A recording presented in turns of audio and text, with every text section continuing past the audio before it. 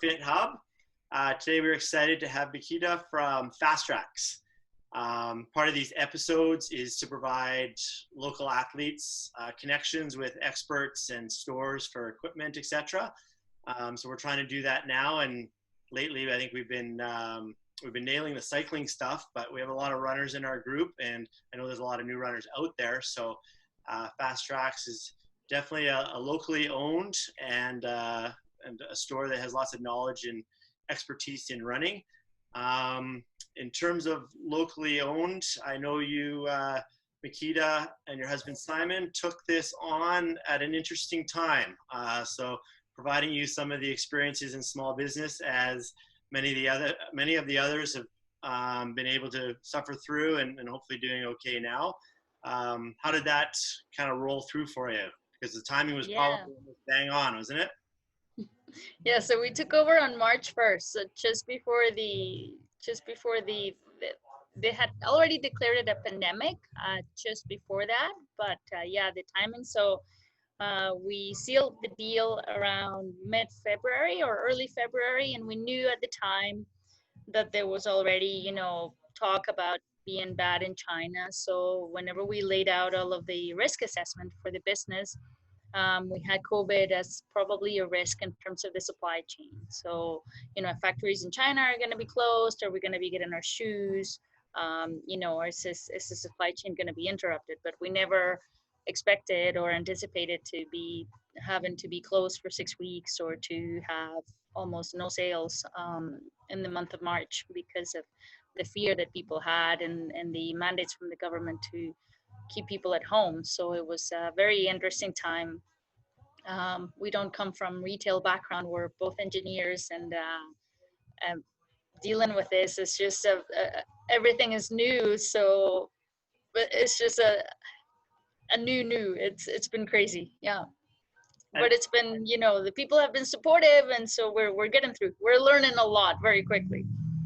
And I think that's what I know of TRAX. I know, obviously, Jack started it off some time ago and has done a great job with the run community. And I know he has a lot of amazing people there, employees and just customers, runners, that create an amazing community that make everyone really want to be involved. And I assume that must have helped that you.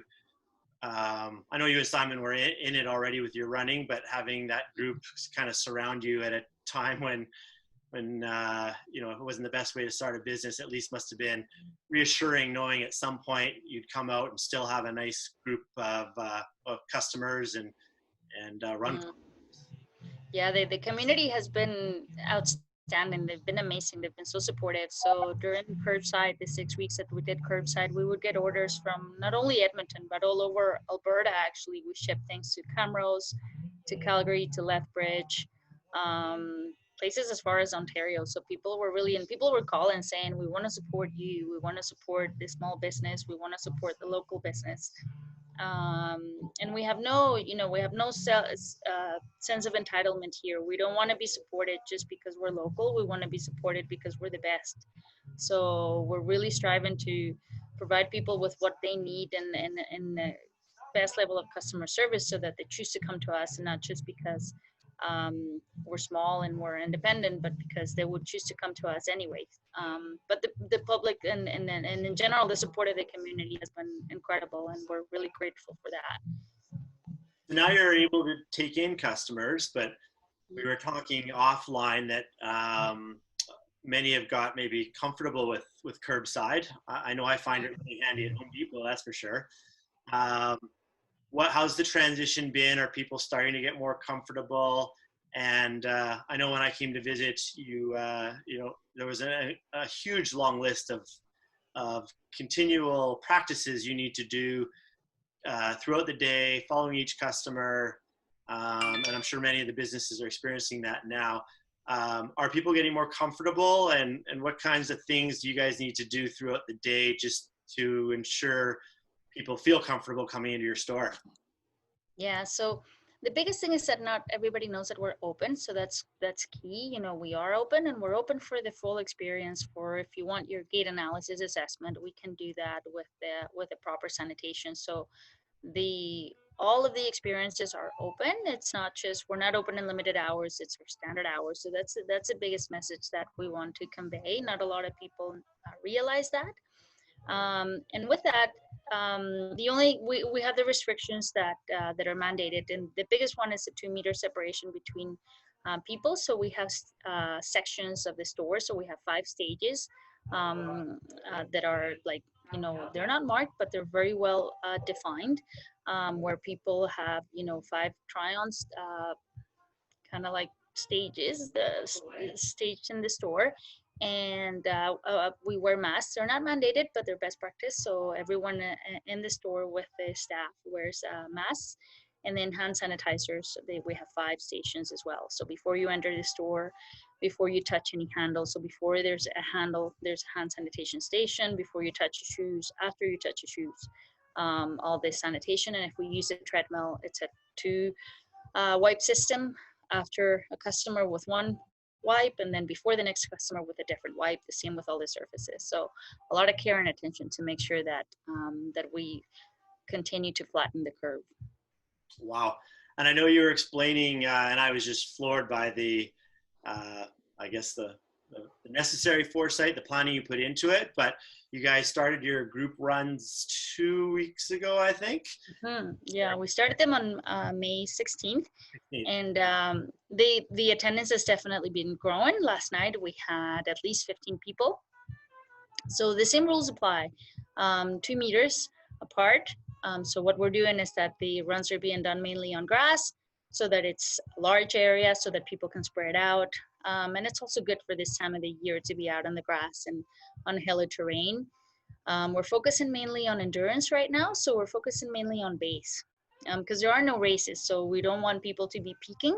So we want people to be building that endurance, to be building that base. So what you'll find is that the intervals are long. The workouts you're getting a lot of distance in them. So last Saturday, some people got 17, 18K out of it, which is longer than they normally get. So really focusing on that endurance base right now. And then as races start opening up, we'll start focusing more on that peaking element. But the attendance is definitely increasing, which is great. And we're being very cautious to make sure that people keep their physical distance. And we don't meet in the store, we meet outside of the store. So no large gatherings indoors. I know, obviously Jack's been around for a while and done it for a while, but we all have our ideas and ways we like to do things. And you and Simon obviously have been running forever, and obviously took over the store with probably some of your own dreams and ideas of implementing. And maybe at this time you guys are just looking to get through the current situation, but are there ideas going forward that kind of will start to show a Simon and Makita trademark for the operations of things, or have you guys given that much thought? Yeah, so one of the reasons why that attracted us and taken over TRAX was mainly to continue a lot of the community work that Jack did. So Jack gets involved with different youth organizations for both run and ski, with schools. We just shipped a lot of shoes to the frontline workers, with the COVID situation. So we definitely want to continue that. That's one of the things that really led us to want to take this over, to be part of the community and to continue to enhance the community. And that's the beauty of the small business, right? Versus a large organization. So that's definitely something that we want to continue, and that we want to not only continue, but we want to grow going forward. So the small changes that we made is that Jack used to have a sponsored athlete program. So we've eliminated that, and we're going to use those funds to support more of the youth programs, to support more of the schools. So taking the money to those that really need them, to upcoming talent, both in run and in ski, instead of doing the standard, maybe master's athletes program. So that's one change that we've already implemented, and we're looking forward to continuing that. In terms of the other thing that has changed is the training style. So we're both marathoners. So people that come to Run Club can get used to like a marathon style training of a lot of mileage and a lot of long tempos and a lot of volume. So that comes with the territory. It's who we are and it's what we're used to. And good endurance and good base benefits runners all the way from 5K to the ultra marathon. So we think it's going to be very applicable, but people can expect a lot of volume with our Run Club. And we just want to, as I said, just continue to be part of the community and continue to fill in into the big shoes that Jack left to fill. That's kind of a nice segue for what I was thinking of next with the number of new people I see on those pathways, young and old, and you kind of hit on working with the youth. I think there's a lot of people starting their own run programs right now. So I wanted to, as one of the instigators for talking with you, is just showing people what options are out there. I know when you talk about marathon training and such, it's not to scare away those people. Obviously, volume is relative to each individual. I know with a store like that where it's very professional, you have a lot of amazing athletes that sometimes if you're not an amazing athlete, you kind of might think it's not the place for you.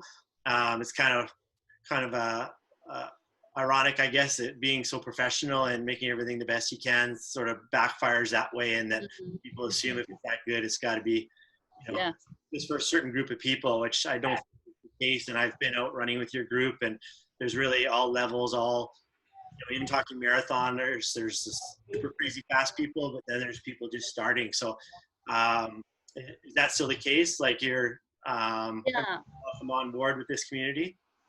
So even though we do focus on a lot of endurance and a lot of like I said, the long tempo, and what we do is that all of the workouts are time based, and they're all out and back. So everyone is going to start and finish together. So if you run faster, you just get farther. If you run slower, you just don't go as far. But everyone starts the workout. If it's 20 minutes out and 20 minutes back, whatever that is, everyone's going to be back in 40 minutes, and you just run at your own pace. So you're surrounded by the group, you're being encouraged by the group, you have people in front that you're chasing, people behind that are chasing you, and that just keeps you honest and accountable. But at the end of the day, you come here to do your pace and you come here to do your own thing, and it's for everybody, out and back by time. So therefore, all inclusive. Right. Yeah. And I know, again, just from being a participant in there, which is really nice sometimes. I don't know if if they were specifically designated by the store or Jack, but there are a lot of people who have been around you guys in your community for a long time that take on, I guess, a leadership or a coaching role. So I would watch them with the beginners, provide insight, help, make sure everyone's doing okay. And even in terms of that turnaround time, if it was 20 by 1 minute on, 1 minute off, when we did our turnaround, there was always someone, a lot of times it was someone like Marissa, just making sure that everybody's accounted for before we head back. So, I think I definitely found that even the beginners felt, extremely welcome and comfortable, even amongst a group of some seasoned veterans. So I thought that was really nice. And wanted to make sure people knew that, because it definitely is, and your type of workouts that you explained definitely lend themselves to all runners. So I think it's a great fit for those that are just starting, and then, a great fit obviously for all the fast people. Yeah, they're good for everybody. And just like a big marathon, you're there, you could be there with all the elites, but you're doing the same course on the same day, just on your own pace. So the same thing. Right. You hit on it. I don't want to talk about winter right now, as we're just trying to find some warm weather. But you did mention ski, so it sounds like you're continuing with that part of the business through the winter. Yeah, so that's the biggest fear that all the skiers have, is that this store is now owned by runners. Right. So that's the word is definitely out. Oh my God, this job has been taken over by runners. What's going to happen to us? So no, we will continue to support ski. So of course we have a lot to learn. We are only recreational skiers at best. So so we do have a lot to learn, but we also have a lot of support. So Jason Durance, who used to work in Fast Tracks, is now coming back for the fall season. So he's going to support me in the shop with the ski. And then Jack is also just a phone call away all the time. He's going to continue to support that. He's not going to let that fall. And then I've got Patrick and Paul Moore as well.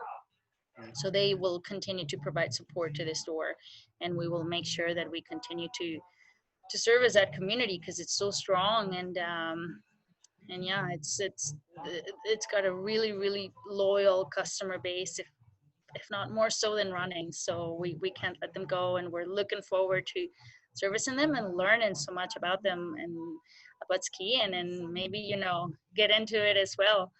We're getting old, so maybe skiing is the way to go instead of marathon running. There must be some decent crossover.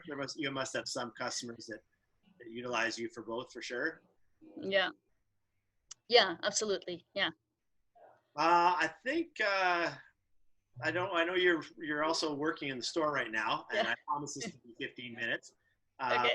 So I think we got the word out, and we learned a little bit about you and Simon, and that Fast Tracks is still there, still doing run and ski with a assignment list, but fully open, and all the good practices are being taken so people can feel safe. So just where are you guys located specifically, just for everyone? So we're at our address is 7326 101 Ave, just before you hit the Wayne Gretzky going north. Awesome. All right, and at the end of this, I'll make sure I post your guys' store contact, email, and website at the end of this presentation as well. Yeah, well, no, thank you so much for the chat. It was fun. Great. Thanks, Makita, so much. Thank you. Talk to you soon. Thank you. Bye.